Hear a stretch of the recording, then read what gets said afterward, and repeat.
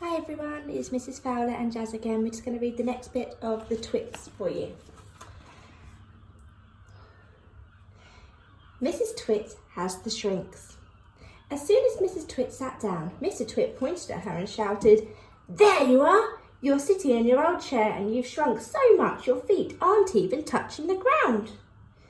Mrs. Twit looked down at her feet and by golly, the man was right. Her feet were not touching the ground.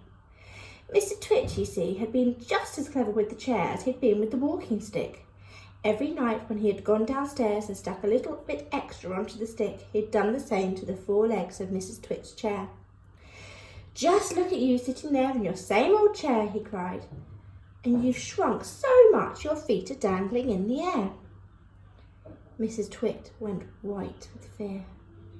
"You've got the shrinks," cried Mr. Twit, pointing his finger at her like a pistol. "You've got them badly. You've got the most terrible case of the shrinks I've ever seen." Mrs. Twit became so frightened she began to dribble, but Mr. Twit, still remembering the worms in his spaghetti, didn't feel sorry for her at all.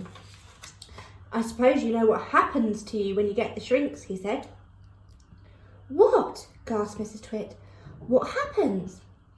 "Your head shrinks into your neck, and your neck shrinks into your body, and your body shrinks into your legs, and your legs shrink into the feet, and in the end there's nothing left except a pair of shoes and a bundle of old clothes."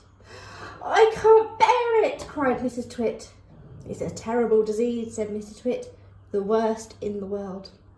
"How long have I got?" cried Mrs. Twit. "How long before I finish up as a bundle of old clothes and a pair of shoes?" Mr. Twit put on a very solemn face.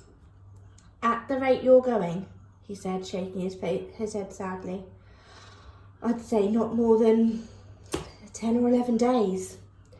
"But isn't there anything we can do?" cried Mrs. Twit. "There's only one cure for the shrinks," said Mr. Twit. "Tell me," she cried. "Oh, tell me quickly." "We'll have to hurry," said Mr. Twit. "I'm ready. I'll hurry. I'll do whatever you say," cried Mrs. Twit. "You won't last long if you don't," said Mr. Twit, giving her another grisly grin. "What is it I must do?" cried Mrs. Twit, clutching her cheeks. "You've got to be stretched," said Mr. Twit. Mrs. Twit get to stretching. Mrs. Twit let Mrs. Twit in outdoors where he had got everything ready for the great stretching. He had 100 balloons and lots of string. He had a gas cylinder for filling the balloons. He had fixed an iron ring to the ground. "Stand here," he said, pointing to the iron ring. He then tied Mrs. Twit's ankles to the iron ring. When that was done, he began filling the balloons with gas. Each balloon was on a long string, and when it was filled with gas, it pulled its string, trying to go up and up. Mr. Twit tied this end of the strings on the top half of Mrs. Twit's body. Some he tied round her neck, some under her arms, some to her wrists, and some even to her hair. Soon there were 50 coloured balloons floating in the air above Mrs. Twit's head. "Can you feel them stretching you?" he said. I can, cried Mrs. Twit. "They're stretching me like mad." He put on another 10 balloons. The upward pull became very strong. Mrs. Twit was quite helpless now. With her feet tied to the ground and her arms pulling upwards by the balloons, she was unable to move. She was a prisoner, and Mr. Twit had intended to go away and leave her like that for a couple of days and nights just to teach her a lesson.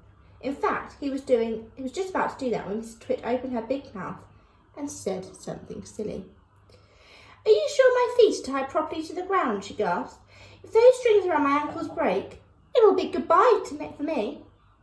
And that's what gave Mr. Twit his second nasty idea.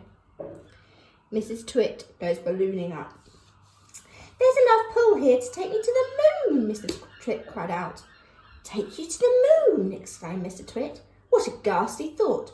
We wouldn't want anything like that to happen. Oh dear, oh no." "We most certainly wouldn't," cried Mrs. Twit. "Put some more string around my ankles quickly. I want to feel absolutely safe." "Very well, my angel," said Mr. Twit, and with a ghoulish grin on his lips, he knelt down at her feet. He took a knife from his pocket, and with one quick slash, he cut through the strings holding Mrs. Twit's ankles to the iron ring. She went up like a rocket. "Help!" she screamed. "Save me!" But there was no saving her now. In a few seconds she was high up in the blue sky and climbing fast. Mr. Twit stood below looking up. What a pretty sight, he said to himself. How lovely all those balloons look in the sky, and what a marvellous bit of luck for me. At last the old hag is lost and gone forever. What a nasty man.